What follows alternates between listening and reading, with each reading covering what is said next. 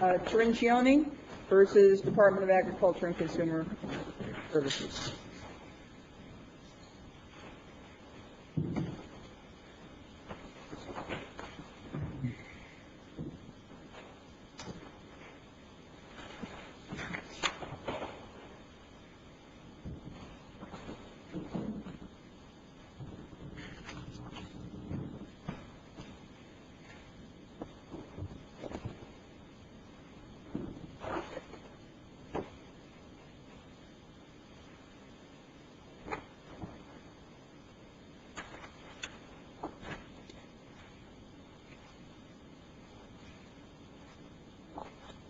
Good morning. My name is Howard Hoffman. I'm appearing on behalf of the appellant, Ronald CIRRINCIONE. This appeal is about the absence of transparency and accountability under Florida's Administrative Procedure Act, as well as the Sunshine Statute. This matter arose out of final agency action taken by the Department of Agriculture and Consumer Services against Mr. CIRRINCIONE based upon his violation of the department's administrative rule 5E-14.10606. That administrative rule deals with a specific type of termite application known as a pre-treatment. A pre-treatment is a process during the early stages of... If I understand your argument, the upshot, if we accept your argument, then the department can't enforce this rule, is that right? No, not at all. They can, on the contrary, we agree that they can exercise discretion. The rule is rigid. It requires specific label rate, meaning the exact concentration and the exact volume. And as a practical matter, that's almost impossible to accomplish. It's sort of like saying what an average weight and height is for a child. That means 99% of the population are either too heavy, too short, too light. Well, your client is at least a half a bubble or maybe a full bubble. Yeah, there's a substantial percentage difference. What we're saying, though, is they can exercise discretion. There's no question about that. We're not challenging that right. But what we are saying is when they exercise that discretion, there has to be a factual basis for it, and there has to be a rationale that makes sense for it as well. Now, the purpose of the rule, as testified to by the district director, was to ensure the efficacy, to ensure that the applications made would serve the purpose of killing termites or preventing termites from damaging the building. In other words, they want to know that the application is effective, which makes perfectly good sense. And if that was the criteria that were used, probably I would not be standing here. But in this particular case, the department stipulated that efficacy, the ability of the application to kill termites, was irrelevant. They didn't want to hear about it.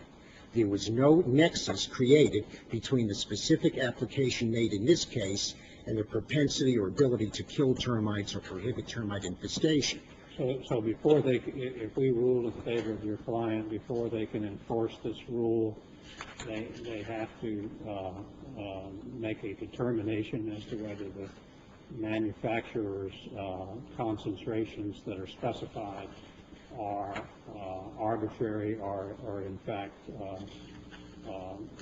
necessary.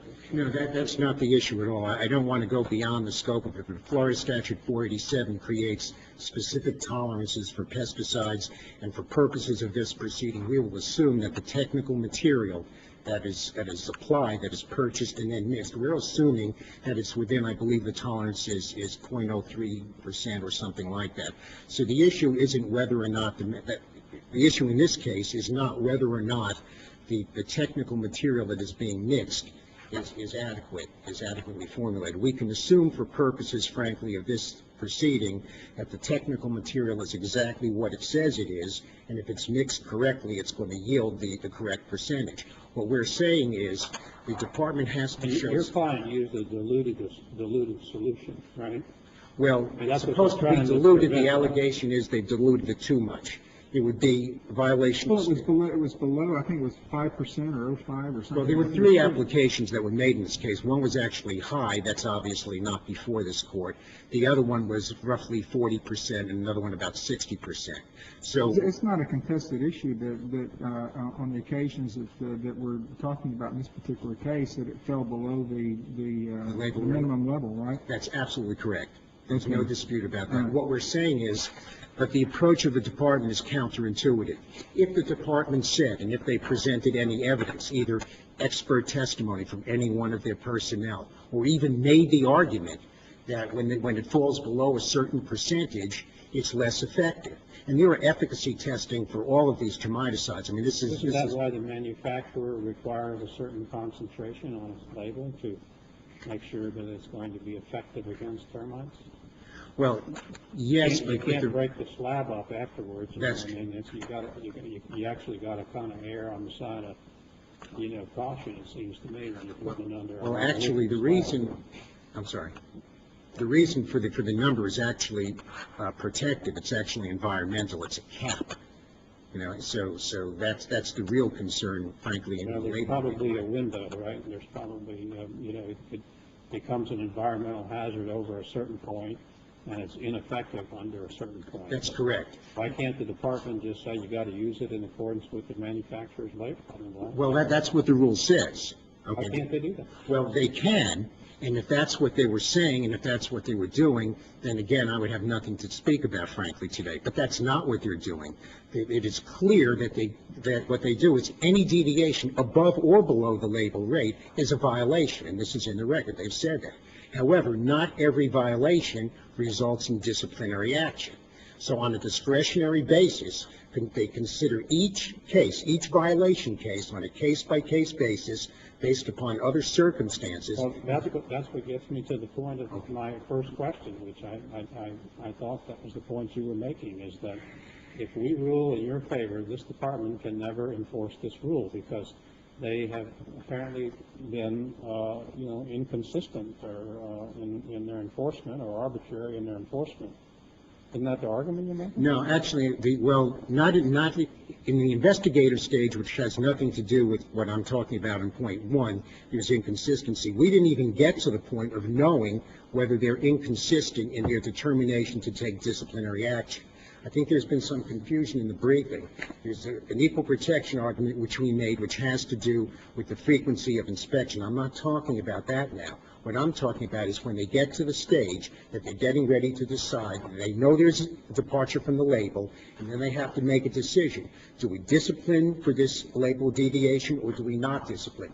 That's what I'm talking about. We don't even know what they've done in other cases, so it's not a matter of disparate treatment. We're not arguing that it could be. But all we're saying is under McDonald case and under the South Point case, that when you're dealing with a discretionary determination, and we don't object to the exercise of discretion, but there has to be a factual basis for it, and there has to be a rationale that is explained in the record. Now, if they were to say that an application made below a certain level is ineffective, then that's one thing. But what they're saying is efficacy is irrelevant. It's counterintuitive, but that's what the record reflects. Even though the purpose of the rule is to ensure efficacy, as addressed by the director, Mr. Stephen Rutz, but notwithstanding, they stipulated in this case that they don't care. It's irrelevant to them whether the application made would or would not kill termites. What we're saying is they have to show and express what that rationale is. And yes, it is enforceable. They have videotapes of the application. That's in the record. They know what the volume was. They know where the termiticide was applied. They know if it was doubled up, which would actually change the concentration if you put more of the volume on it. They had this all at their disposal. They could present evidence indicating, and there's testing on these termiticides, whether or not it was effective, and then in that way they could make their case. It's more work, but at least you get a ruling on the merits. So even without considering anything else, just taking the volume and trying to tie that to efficacy, that can be done arguably through expert testimony. Or there may be some other criteria or circumstances that might apply as well. The problem here is there are only two specifics they gave as to what the totality of the circumstances are when they decide to take a disciplinary action. And again, this presupposes there's a deviation from the label. One is prior history of disciplinary action, which doesn't apply in this case because Mr. CIRRINCIONE had none. And the other specific they gave is what they don't consider. which is efficacy. I know it's When you illogical. say efficacy, what is The it? ability of the termiticide to kill termites if they infest. What does Florida Administrative Code, Rule 5E 14106 of paragraph 6 mean when it says that pesticides used for pre-construction soil treatment for prevention of subterranean termites shall be applied in specific amounts, concentration, and treatment areas designated by the label? Right. What difference does it make whether it's whether it works, whether it doesn't work? You indicated that there's no dispute that these treatments were applied below the minimum requirement on the label. Yes. And so he violated that rule, and you're That's correct. saying that despite the language of the rule, we have to look and determine whether what he applied actually worked or not? No. What I'm saying is the purpose of the rule, as stated by the director, was to render an effective treatment. And what I'm saying is the department has acknowledged as a matter of policy that they decide violations. It presupposes that there's a deficiency or perhaps an excessive amount, less likely, but there's a deviation, and that's the given. Then, when that occurs, the record is they do this on a case-by-case basis, and they consider all of the circumstances associated with the application. Because they don't like your guy's attitude or something like that. Well, If that's then it, let they've them, got to say it, right? then frankly, let them say that. There is nothing in You're writing. saying that they can either do it all the time, every time they find a deviation, they can discipline, or if they're going to exercise discretion, they've got to articulate on what basis they use. What they're saying is they always exercise discretion. They always decide each case. Now, it is possible within the framework of deciding each case, they might decide not to consider any circumstances, but that approach, whatever the circumstances are, it should be articulated in this proceeding. There's nothing in writing, there are no memorandum, there are no rules or anything else that explain it. And what makes it particularly egregious is... What evidence is there in the record that they have this policy that, despite the fact that, that the rule was violated, in other words, that it was applied below the minimum level as contained on the label, that there's this policy that they'll, look at it on a case-by-case basis and determine whether what was applied was effective or not? That has been testified to by Mr. Dwinell, who is the district director, I believe, and it was testified to, I believe, also by Mr. Page, and also parenthetically, there's another case, the supplemental authority. It's the testimony in the record that There's they testimony in the clearly record, established this as a absolutely. policy. Absolute testimony by Stephen Dwinell to the effect that they review these cases on a case-by-case basis. There is testimony by Mr. Page, who is the bureau chief, to the effect that any deviation is a violation, but not every violation results in disciplinary action. And then when he was questioned further, he said, I'm relatively new, I would refer to Mr. Dwinell. Didn't the Baker Court in the 4th District say that this was just fine? The Baker Court did not address this issue. The Baker Court, parenthetically, did acknowledge that there was a case-by-case analysis. The Baker Court said that, and that was correct. That is what the department does, and that's what this record shows. Contrary to the supplemental filing, the Baker Court did not address the issue, and on the first page of the Baker opinion, they indicate what the 3 holdings were. The Baker did address the Sunshine Law issue. They addressed disparate enforcement and equal protection due process, but all of those issues pertain to the investigative inspection process. It did not pertain to what we're talking about right now. Baker did not, absolutely did not address the notion that the department's discretionary action was not adequately explained or that it was irrational within the meaning of McDonald and in the South Point case. That was not in the Baker opinion. I defy... What is the genesis of this entire body of law that you're arguing? Does it have constitutional underpinning? No, it arises under Florida Statute 120.687 under the Administrative Procedure Act. And the McDonald case on the first DCA was probably the landmark case. And what McDonald essentially said in a very detailed analysis was that it's okay for an agency to operate in a discretionary vein. But the higher degree of discretion, the greater the duty. I believe they use the word exploitation. In other words, you have to explain the factual, the scientific basis, and the rationale for your exercise of discretion. South Point did the same thing. That's where we are. Also, there was a reference made, Well, but I mean, what I don't understand is why, I mean, there's a rule, and your client admittedly violated the rule. Yes. And your client's been prosecuted for violating the rule. And your complaint is that they exercise discretion. How can your client be heard to complain that they exercise discretion when they didn't exercise it in this case? well, they indicate that they are exercising discretion. They're just not explaining. They're saying that the decision was made on all of the circumstances. That's what they're saying in the record. But they're not telling us what those circumstances are. They're not telling us generally what circumstances, and they're not telling specific to this case. The only Well, the specific... circumstance would be, why don't I prosecute? I mean, that would be the, I mean, I would assume that if an agency makes a decision not to prosecute on a discretionary basis, then there would have to be some explanation of that. But why does there have to be an explanation of why they did decide to prosecute someone who admittedly materially violated the rules? Because under McDonald, the first problem is the purpose of the rule is to achieve efficacy, to have a application that will kill termites. And if they argued that this application is ineffective, then, as I said, I wouldn't be standing here. But they distanced themselves from that. They stipulated that efficacy doesn't Well, I matter. can understand that. Why in heaven's name would the agency bind themselves to the proposition that in every case they would have to show that the particular application was ineffective in order to be able to prosecute for what is a clear, facially violation of a rule to apply a certain percentage? Because they have to have some factual basis or some rationale. I'm not saying that there couldn't be an alternative rationale. There could be something other than efficacy. I think they would... Maybe they didn't think your guy was particularly remorseful when they confronted him about it. Well, I don't believe that. Attitude, I mean, isn't that a thing?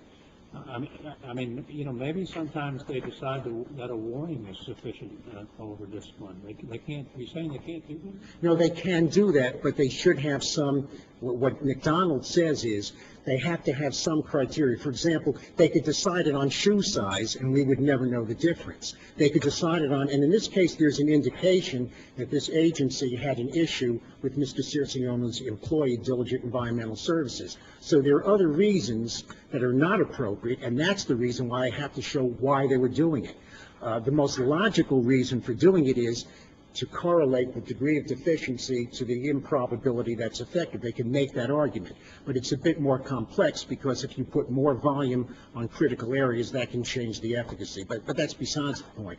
Let's assume that there is some other, there may well be another 2, 3, 4 different additional reasons why they would be justified in exercising their discretion, but they have to articulate. They have to say that lack of remorse, and there are a lot of statutes, insurance and other statutes, where they have long lists of aggravating and mitigating circumstances, even beforehand in the decision to charge, and even after the fact.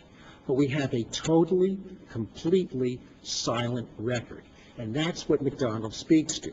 I know that it's counterintuitive to be, you know, maybe not terribly sympathetic, but the larger picture is this is about transparency, and out of the transparency, responsibility and accountability. And there is nothing that shows why they decided this. The Well, decision. isn't the only transparency issue in your case the fact that your client violated the regulation? I'm sorry? Isn't the only transparency issue in this case the fact that your client violated the regulation? I mean, No, where's a lack of transparency when it's clear that your client violated the regulation? The violation of the regulation is taken as a given. All right. What we're saying is, and the record is replete with this, what they say, and Mr. Page made that distinction, not every violation of the label requirement. If they said everyone who violates the label is disciplined, and then we decide we sort it out in the penalty phase, that would be fine. But that's not what they're doing. The record is clear. They're making a decision of whether or not to discipline, and the question is, well, what are they basing that decision on? You've got about a minute and 20 seconds left. You want to say that? Yeah, I guess so. Thank you.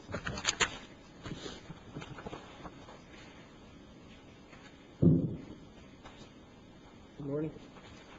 My name is David Young. I represent the Department of Agriculture and Consumer Services.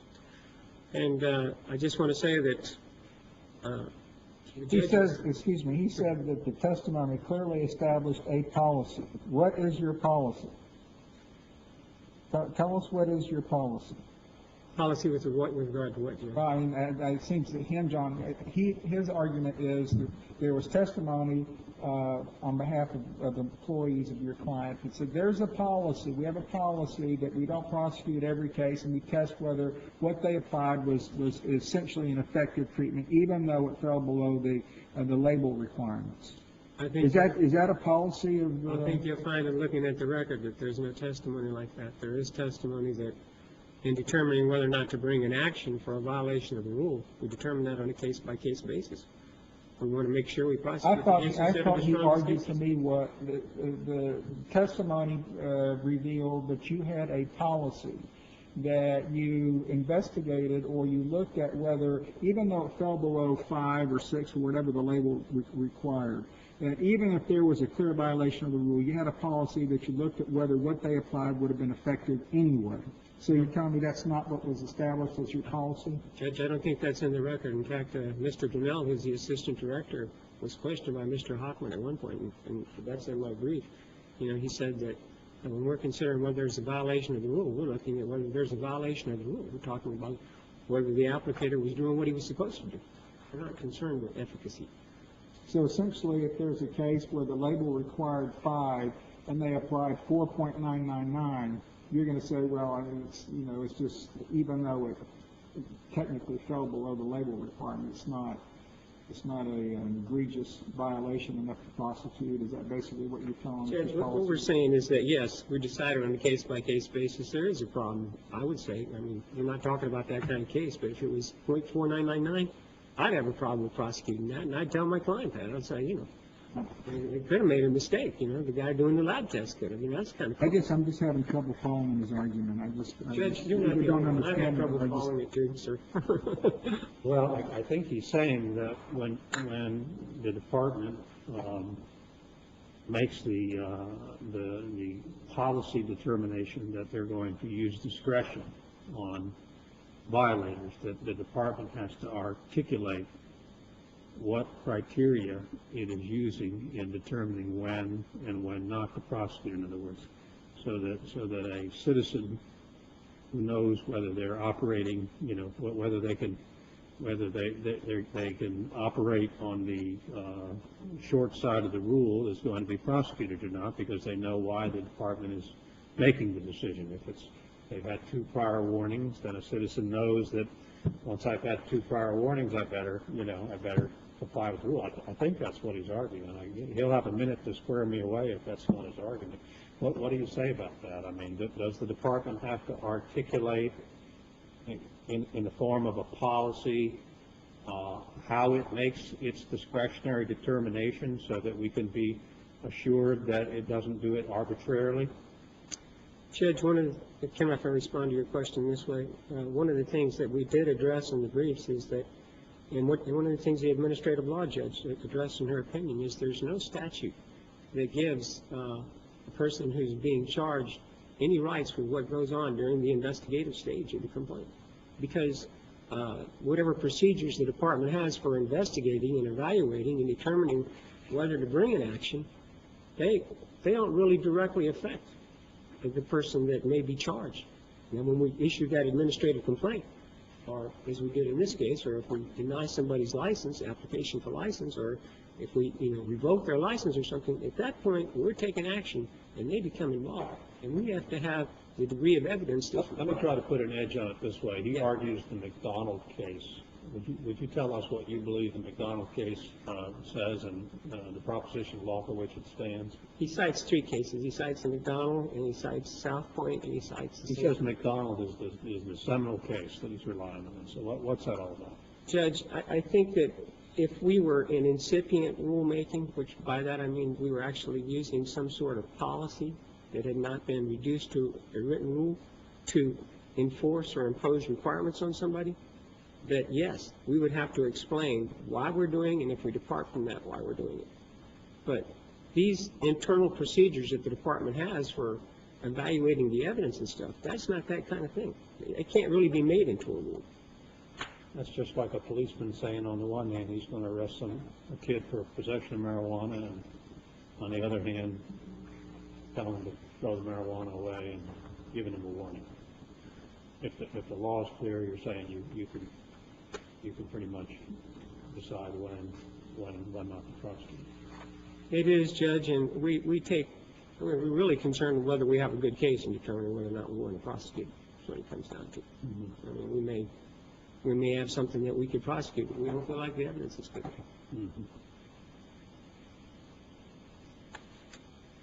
Unless there's some more questions, I don't have anything. Thank you. Thank you, counsel.